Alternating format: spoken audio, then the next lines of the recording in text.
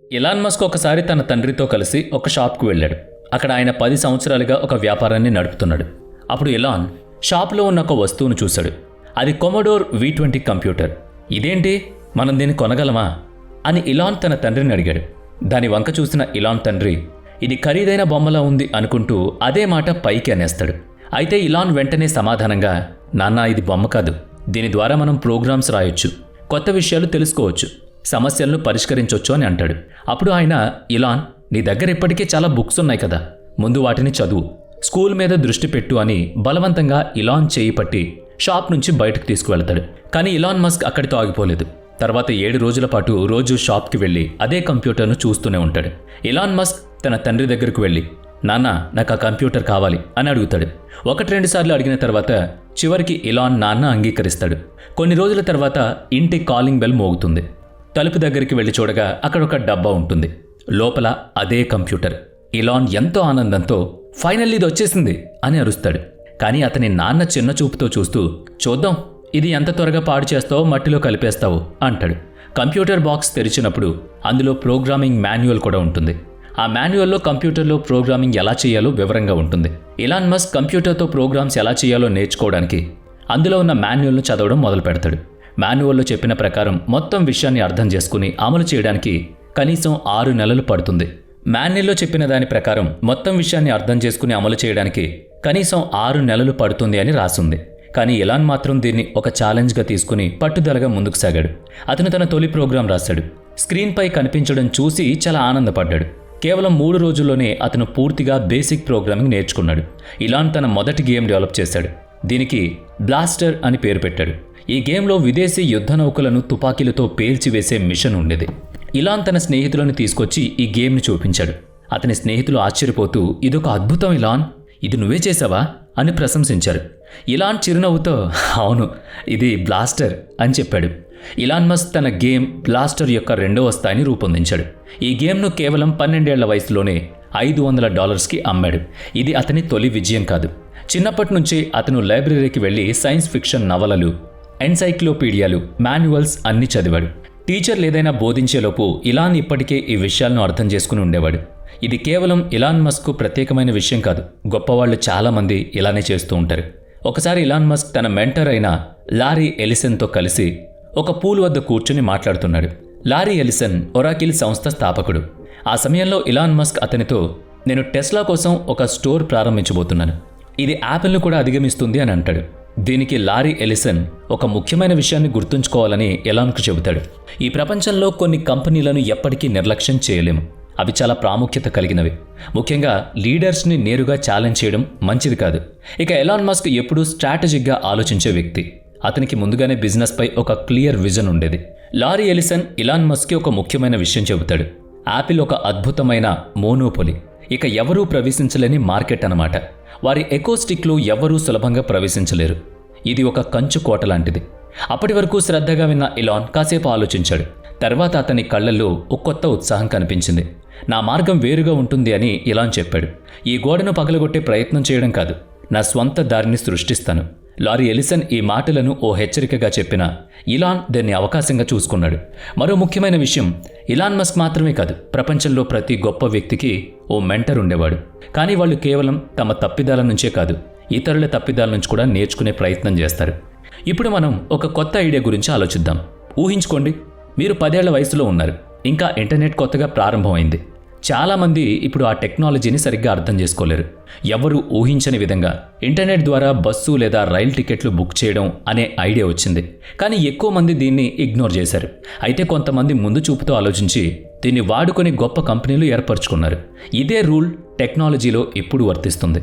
కొత్త ఆవిష్కరణలు మొదట చాలామందికి అర్థం కావు.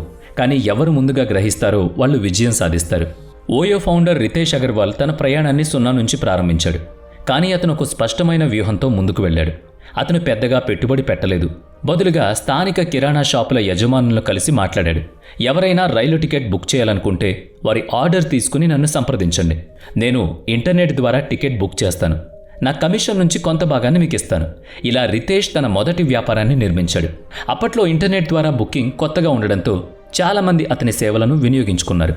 అలా ఇంటర్నెట్ కెఫేల ద్వారా టికెట్ బుకింగ్ సిస్టమ్ను మొదలుపెట్టాడు. ప్రతి టికెట్ బుకింగ్కు అతను 50 నుంచి 100 రూపాయల వరకు సంపాదించేవాడు. అయితే ఎప్పుడూ లాభమే కాదు, కొన్నిసార్లు బుకింగ్ ఎర్రర్ లేదా క్యాన్సిలేషన్ వల్ల నష్టాలు కూడా ఎదురయ్యేవి. అయితే అతను ఈ అవకాశాన్ని అర్థం చేసుకుని ముందుకు సాగాడు. అప్పటి చిన్న వ్యాపారం ఓయో రూమ్స్ ఇప్పుడు $1 బిలియన్ కంపెనీగా మారిపోయింది.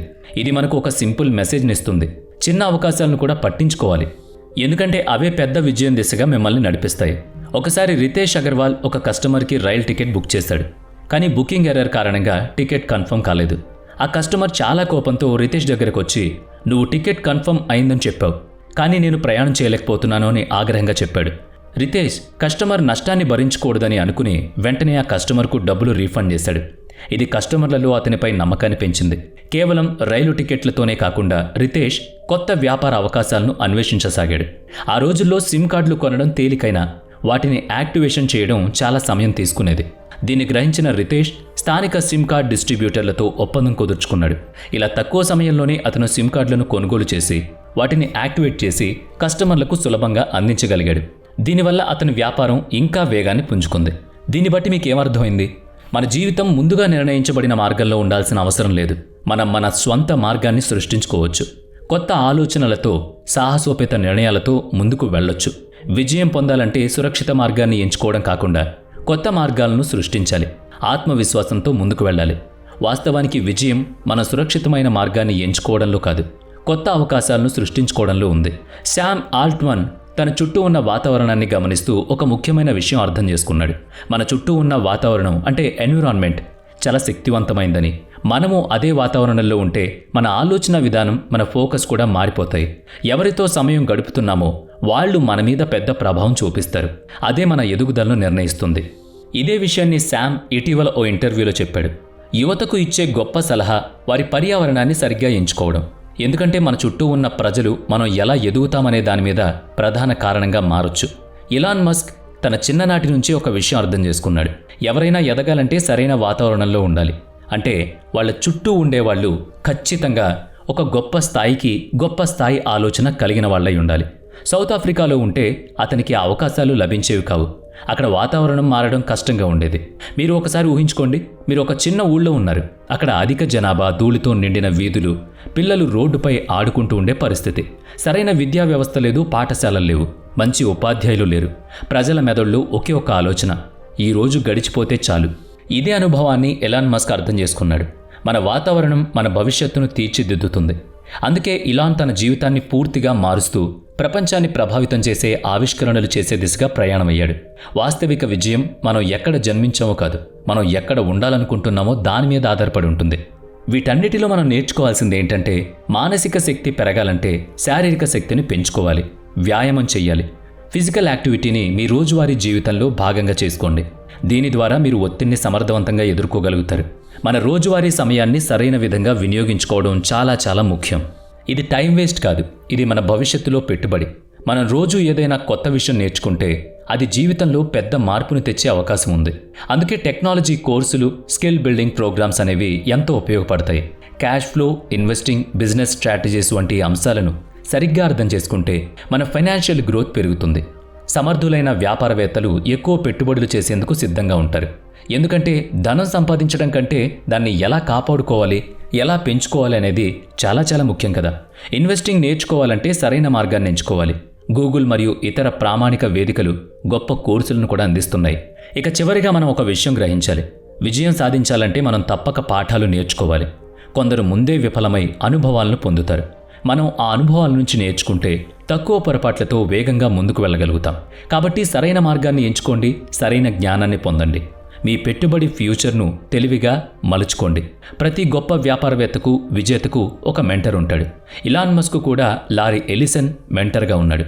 ఓపెన్ ఎన్విరాన్మెంట్లో ఎదగాలంటే మంచి మార్గదర్శకత్వం ఎంతో ముఖ్యం. పెయిడ్ కోర్సులు అందుబాటులో ఉంటే వాటిని ఉపయోగించండి. ఇలాంటివన్నీ నేర్చుకోవాలంటే మీకు ఒక మనిషి మెంటర్ అవ్వాల్సిన అవసరం లేదు.